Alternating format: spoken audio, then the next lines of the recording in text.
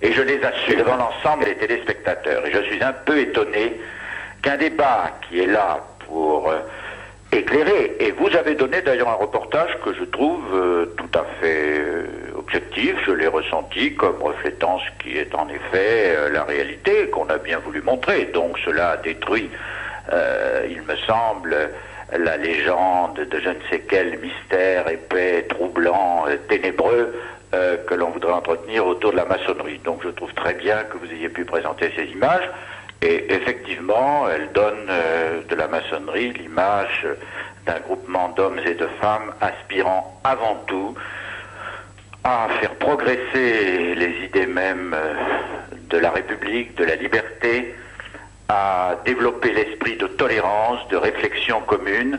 Bref, tout ce qui m'a fait m'y porter, après d'ailleurs beaucoup d'hésitation, de réflexion, mais en fin de compte, dans un temps où l'obscurantisme et l'intégrisme souvent contre-attaquent, j'ai cru y trouver là cette aspiration à la liberté, et finalement à la lumière, à la philosophie des Lumières, où la franc-maçonnerie puisa beaucoup de sa force.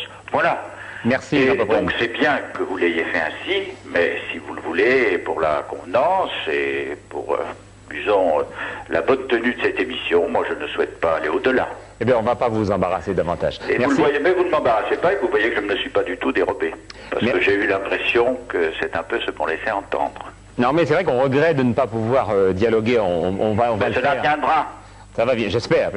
On va le faire avec un ancien grand maître, donc on a sous la main. Non, mais c'est vrai qu'on regrette de ne pas pouvoir dialoguer. On va le faire. Cela viendra. Ça va bien, j'espère.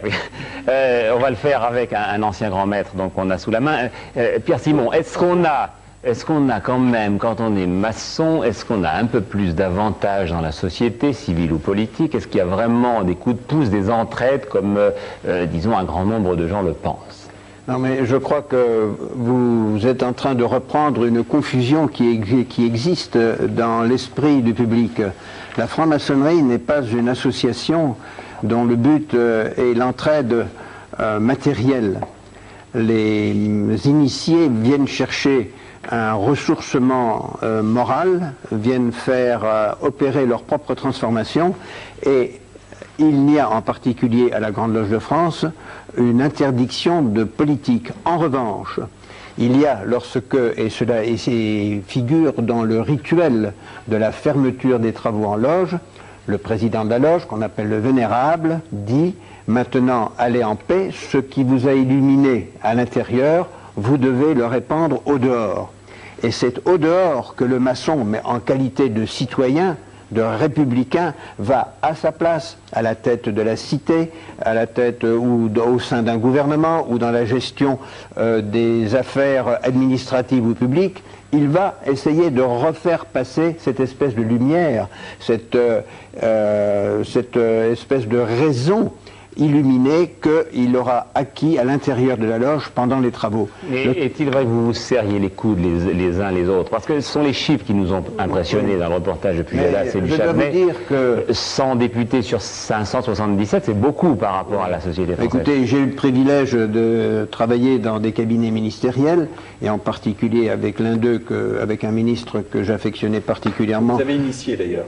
Que j'avais initié. Je puis vous dire que lorsque on était en possibilité, en position de choisir entre deux individus, si le maçon avait une qualité moindre que le non-maçon, le choix était opéré en faveur de la meilleure qualité. C'était la qualité de choix qui opérait. Mais à compétence égale, vous choisissez plutôt le maçon. À qualité égale, il est humain en général, de même que lorsque deux polytechniciens sont en balance face à d'autres disciplines, eh bien c'est le polytechnicien qui est choisi. Il va de soi que les amitiés à cet égard peuvent jouer parce qu'il y a une similitude dans la méthode de pensée et dans la façon de résoudre un problème. Il y a, lorsque vous êtes dans un cabinet ministériel, par exemple, vous êtes face à un texte à légiférer, un texte à rédiger, ou bien comment dirais-je, une détermination à prendre. Chez le maçon, il y a toujours une philosophie qui préside à la réflexion, puis à la décision, puis à l'écriture. Ce qui n'existe pas forcément dans les autres, dans les autres systèmes ou chez les autres collaborateurs, aussi qualifiés soient-ils, dans un ministère ou dans une administration. Le fait que nous ayons une formation morale supérieure, le fait que nous soyons déjà habitués à la réflexion sur les problèmes de société, et je l'ai dit tout à l'heure, vous l'avez entendu, la loge est un laboratoire de société, et c'est vrai, parce que les frères viennent de tous horizons et de toute formation politique, eh bien, à cet égard, il y a une possibilité, une facilité et un système philosophique qui va prévaloir à la rédaction du texte. Juste une dernière question, Pierre Simon. Est-ce que ce que dit Guy Pen, le socialiste Guy Pen, à propos de l'éventuelle initiation de Valéry Giscard d'Estaing est vrai? Est-ce qu'il avait demandé à devenir directement maître? Écoutez, j'ai une fréquentation solide avec Valéry Giscard d'Estaing. Comme vous l'avez vu tout à l'heure sur cette invitation, c'est moi qui l'avais rédigée, puisque Valéry Giscard d'Estaing, à l'époque, était ministre des Finances. Dans la conversation que nous avons eue et dans la modalité de rédaction du texte qu'il a prononcé à la Grande Loge de France, il est certain qu'il a manifesté des dispositions dans le cadre de l'humanisme qui nous est propre que n'ont pas su manifester ensuite d'autres premiers ministres déjà en place qui se sont succédés. Le problème de son initiation ne s'est jamais posé, comme l'a dit mon ami Guy Pen tout à l'heure. On a fait courir des bruits par le canal de journaux satiriques et autres. La réalité n'a jamais été celle-là. Il avait un intermédiaire qui était Victor Chapeau, qui venait traiter les problèmes qui pouvaient concerner le président Valéry Giscard d'Estaing et la maçonnerie, et je dois dire que jamais sa demande n'a été formulée dans le sens où tout à l'heure vous l'avez abordé. Est-ce qu'on peut dire que tous les présidents qui se sont succédés en France sont toujours assez solidement entourés de maçons? Ils ne sont pas maçons eux-mêmes. Écoutez, j'étais celui qui, alors que grand maître, a renoué avec, n'a pas renoué puisque la tradition n'existait pas, a créé la visite que faisait annuellement le grand maître au président de la République. Et je dois dire que c'est grâce à Lucien Neuwirth, que nous avons vu tout à l'heure d'ailleurs, que j'ai, lorsque le président Pompidou était à la tête de l'État, amorcé la première visite pour que la franc-maçonnerie soit comprise comme un instrument au sein de la société qui fabriquait, comment dirais-je, qui essayait de lui donner un sens, et que l'État devait compter avec la présence des francs-maçons. Merci beaucoup Pierre Simon. Si vous voulez en savoir un petit peu plus sur la franc-maçonnerie, et je pense que ce reportage vous aura aidé, il y a un homme qui avait une aura très grande, notamment à la tête du Grand Orient, dont il a été grand maître longtemps. Qui a joué un grand rôle dans la cohabitation. Parce que la franc-maçonnerie a joué un rôle politique important dans la cohabitation. C'est vrai, et c'est vrai que Michel Barouin, qui est cet homme que décrit donc Jean-Michel Blanquet au Chiplon, Michel Barouin, les secrets d'une influence, c'était un homme qui en effet servait souvent de passerelle entre, disons, la gauche et la droite, et avait de très fortes influences, puisque c'était le patron. J'ai très bien connu Michel Barouin, et nous avons tous les deux été l'élève du même maître et ami qui était Edgar Faure. Voilà. Donc vous nous confirmez que Edgar Faure était bien franc-maçon? Non, je n'ai pas du tout. Ah bon, parce qu'il y avait un doute, le mot maître. On a des maîtres dans la vie. Voilà. Et Edgar Faure, par exemple, m'a appris ce que c'était une majorité d'idées, et si, par exemple, on a pu faire passer la législation sur l'avortement, eh bien, c'était parce que par le canal en particulier de la fraternelle parlementaire d'une part, mais d'autre part aussi par d'autres amis qui aiment bien écouter la pensée maçonnique et réfléchir avec nous, c'est par-dessus les partis que l'on a pu faire passer la législation sur l'avortement qui, vous vous en souvenez, a été amenée par Valéry Giscard d'Estaing, mais qui n'a pas été votée par des partis particulièrement. C'était à l'intérieur de chaque parti que nous avons su soulever la réflexion et parvenir à cette majorité d'idées. Eh bien, c'était Edgar Faure qui nous l'avait enseigné. Eh bien, merci d'avoir été à vous seul le débat, finalement, de ce soir. Si vous voulez en savoir plus aussi, parce qu'il y a eu toute non pas une légende d'ailleurs, mais un fait avéré sur les francs-maçons et le Vatican. Le Vatican avait l'habitude d'excommunier les francs-maçons, mais il existe des prêtres à l'intérieur de la Grande Loge de France, je crois qu'on peut le dire.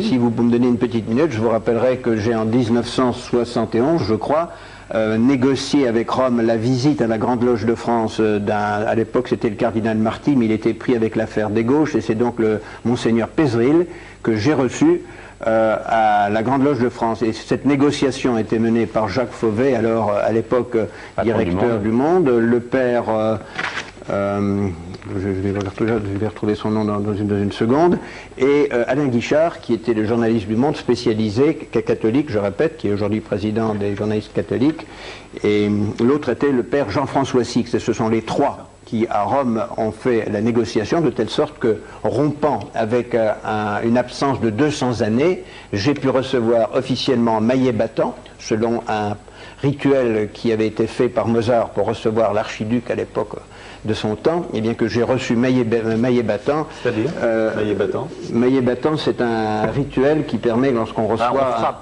on frappe et on martèle les pas. N'est-ce pas? C'est le summum de l'honneur que l'on peut accorder à un visiteur.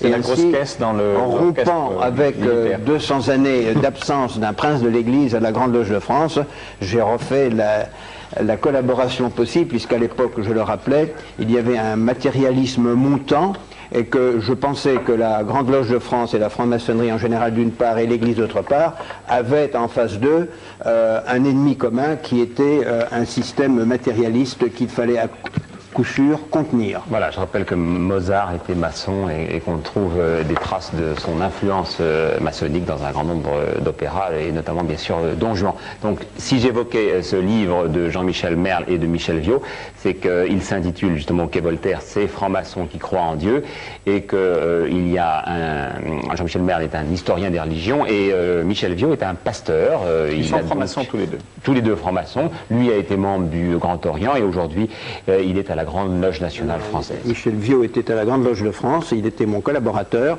et alors je crois que ça illustre parfaitement le principe de réflexion de la Grande Loge de France.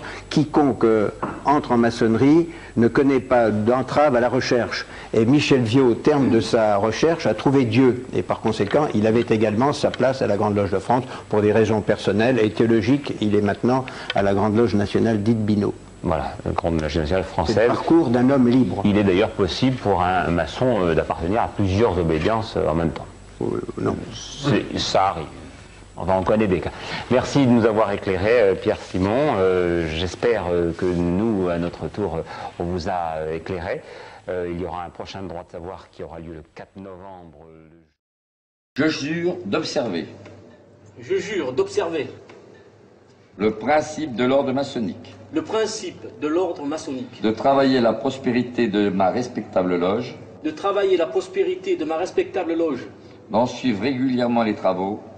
D'en suivre régulièrement les travaux. D'aimer mes frères et sœurs. D'aimer mes frères et mes sœurs. Et de les aider. Et de les aider. Par mes conseils et mes actions.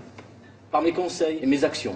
Je jure solennellement tout cela sans évasion. Je jure tout cela sans évasion. Sans équivoque. Sans équivoque. Ou réserve mentale. Ou réserve mentale. Sous peine. Sous peine. Si je devais y manquer. Si je devais y manquer. D'avoir la langue arrachée. D'avoir la langue arrachée. Et la gorge coupée. Et la gorge coupée. Et d'être jugé. Et d'être jugé. Comme un individu dépourvu de toute valeur. Comme un individu dépourvu de toute valeur. Et indigne d'appartenir à la franc-maçonnerie. Et indigne d'appartenir à la franc-maçonnerie. Moi, Alain Pagès. Moi, Alain Pagès. Je préférais avoir la gorge coupée. Je préférais avoir la gorge coupée. Plutôt que de manquer à mon serment. Plutôt que de manquer à mon serment. Levez la main droite et dites je le jure. Je le jure. Frère expert, cher maître des cérémonies, conduisez le néophyte entre les colonnes.